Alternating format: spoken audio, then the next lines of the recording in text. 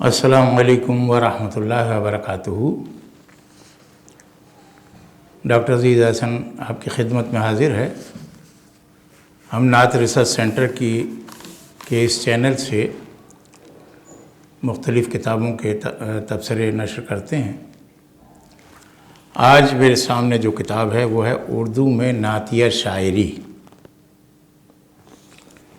یہ P H D کا مقالہ ہے جو پروفیسر ڈاکٹر سید رفیع الدین اشفاق ناگپوری نے لکھا تھا، اور اسی مقالے پر انہیں ڈاکٹریٹ کی سند بھی عطا ہوئی تھی۔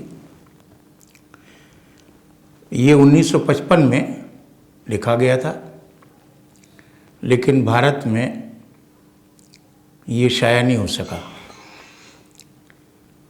1955 میں یہ سند مل چکی تھی، مقالہ سامنے آ گیا تھا، لیکن پہلی بار پاکستان میں 1976 میں یہ شائع ہوا۔ اس کے بعد جناب بھارت میں اب انہیں خیال آیا تو ڈاکٹر سراج قادری نے اس کو مرتب کیا، وہاں سے شائع کرایا۔ 2022 میں یہ بھارت سے چھپا پہلی بار۔ تیسری اشاعت اس کی پاسبان حمد و نعت کراچی سے شاعر علی شاعر نے کی۔ یہ 2023 کی بات ہے۔ تو یہ نسخہ میرے سامنے ہے 2023 میں جو تیسری اس کی اشاعت ہے، اس کا یہ نسخہ ہے۔ یہ وہ پہلا مقالہ ہے جو نعت کے حوالے سے قلم بند کیا گیا، اور اسی میں انہوں نے نعت کی تحقیق کے ساتھ نعت کی تنقیدی جہاد کو بھی متعین کر دیا۔ اس میں انہوں نے مختلف ابواب بنائے، اور وہ ابواب ہیں جیسے پہلا باب ہے، اس میں ہے نعت کی تعریف۔ دوسرا باب ہے نعت گوئی۔ اب نعت گوئی میں انہوں نے نعت کی قسمیں بتائیں۔ پہلے ہی باب میں، معاف کیجیے گا، پہلے ہی باب میں انہوں نے نعت کی تعریف کے ساتھ ساتھ نعت کی قسمیں بتائیں 3۔ ایک رسمی نعت، دوسری مقصدی نعت، تیسری اصلاحی نعت۔ اب یہ انہوں نے نعت کے متن کو اس طریقے سے یہاں ڈیفائن کیا کہ کوئی رسمی نعت ہوتی ہے، کوئی مقصدی نعت ہوتی ہے، اور کوئی اصلاحی نعت ہوتی ہے۔ باب دوم میں انہوں نے اردو نعتیہ شاعری کے ماخذ پر بات کی ہے، ماخذ پہ بات کی ہے۔ اس میں عربی نعت اور فارسی نعت کو ڈسکس کیا۔ پھر جو اہم بات انہوں نے کی، انہوں نے یہ بتایا کہ نعت گوئی پر بھی ہندوستانی صنمیات کا اثر ہوا، اس لیے کہ یہاں کے کلچر سے ظاہر ہے کہ شاعری اور ادب متاثر ہو رہا تھا۔ تو ہمارے ہاں جو نعت لکھی گئی اس میں صنمیات کے اثرات بھی آئے۔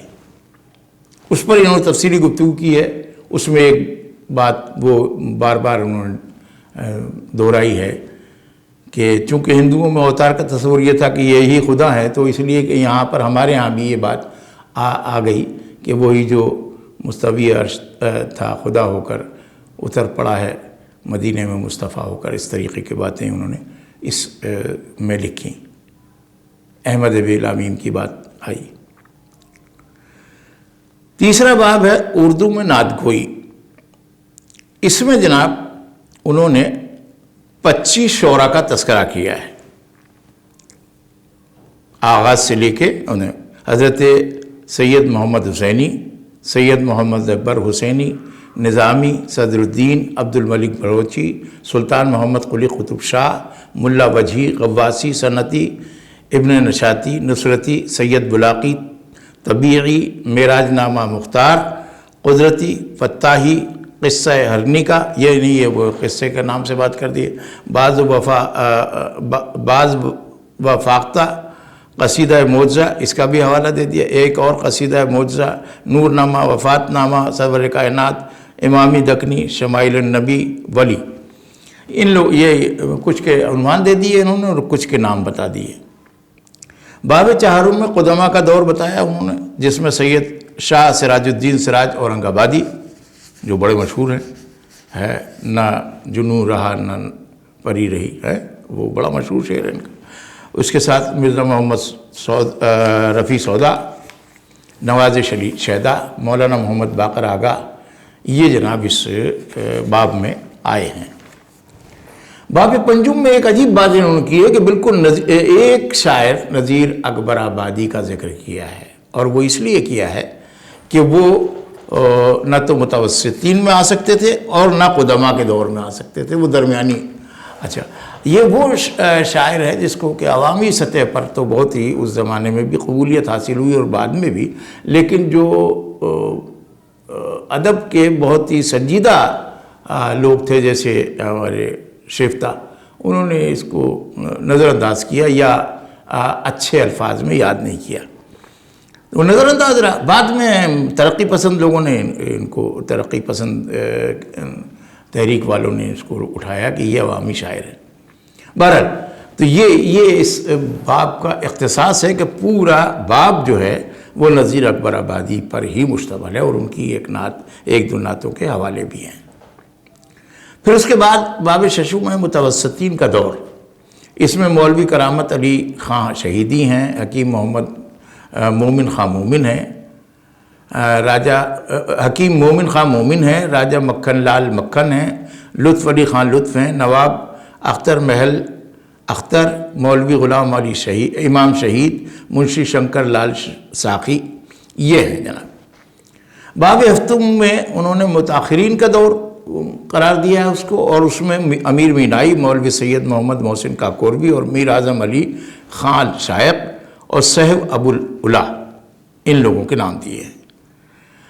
باب ہشتم دور جدید اور اس عصر کے دیگر شعراء کا ذکر کرتے ہیں، تو اس کے اندر انہوں نے مولانا محمد حسین الطاف حسین حالی، مولانا شبلی، احمد رضا خان صاحب بریلوی، سید علی حیدر نظم طباطبائی، منشی محمد شمس الدین امیر حمزہ، محمد ظفر الدین معلیٰ، ان لوگوں کے نام دیے ہیں. اور دور حاضر میں تو بہت سارے لوگوں کا ذکر کیا ہے، جس میں محمد ہادی عزیز لکھنوی سے لے کر اور آخر تک یہ آئے ہیں برگ یوسفی تک، یعنی یہ حاضر کے، یعنی اس دور میں یہ جو 1955 سے پہلے جو لوگ تھے ان کا یہ حوالہ جو ان کے سامنے تھے پاکستان میں یا بھارت میں، ان لوگوں کا ذکر اس کے اندر کر دیا. تو یہ پہلی کتاب ہے جس نے تحقیق نعت کے حوالے سے تحقیق کا تحقیق کی جہات اور اس کے ابعاد متعین کیے، اور اپنا تنقیدی شعور ظاہر کیا، اور نہ صرف اپنا تنقیدی شعور ظاہر کیا بلکہ جس شاعر نے اپنی نعت یا شاعری کے حوالے سے کوئی تنقیدی بات کی تھی اور یہ ظاہر کیا تھا کہ نعت کے حوالے سے اس کا ادراک کیا ہے، اس کو بھی انہوں نے یہاں پر رقم کیا. مثلا ایک شاعر تھے زائر حرم حمید صدیقی لکھنوی، یہ جناب انہوں نے یہ بہت مشہور تھے شاعر کی حیثیت سے تو، لیکن یہ کہ یہ معلوم نہیں تھا ہمیں کہ ان کا تنقیدی شعور بہت زیادہ بلند تھا. انہوں نے ایک خط ان کو لکھا، اور اس خط میں انہوں نے یہ بتایا کہ وہ لکھتے ہیں ان کو کہ خدا کا شکر ہے کہ طب آزاد ان جسارتوں اور گستاخیوں سے بچتی رہی، نعت کے حوالے سے بات کر رہے ہوں، اور گویا تھرتھراتے ہوئے ہاتھوں میں قلم لیتے وقت ادب و احترام اور اس سے زیادہ شریعت کے آئین کو ملحوظ رکھتے ہوئے تراویش فکر میں اضافہ ہوتا گیا. یعنی وہ نعت جب کہنے لگے تو یہاں تک کہ چند ہی نظموں کی اشاعت اور اگر اجازت ہو تو مقبولیت کے بعد میرے انداز سخن کی بھی ہر حلقے سے مجھے داد ملنے لگی اور بازاروں سے نکل کر علمی و ادبی حلقوں نے میری ہمت افزائی شروع کر دی۔ مجھے اپنی بے بضاعتی پر بھی ناز ہے کہ جس نے میرا رشتہ حرم نبوی صلی اللہ علیہ وسلم سے مربوط بنایا۔ یہ جناب انہوں نے اپنے آپ کو ظاہر کیا، اور اس سے ظاہر ہو رہا ہے کہ وہ نعت تو کہہ رہے تھے، وہ غزل کے آدمی تھے، لیکن جب انہوں نے نعت کی طرف قدم رکھا تو انہیں محسوس ہوا کہ یہ بہت مشکل فن ہے، اور اس کو عوامی سطح پر انہوں نے محسوس کیا اسی وقت کہ بڑی جسارتیں ہو رہی ہیں، اور بعض جگہ گفتگو میں عوامی سطح پر ایسا پہلو آتا ہے جو بجائے مدح کے ذم کا پہلو آ جاتا ہے، جس میں قضا ہو جاتی ہے۔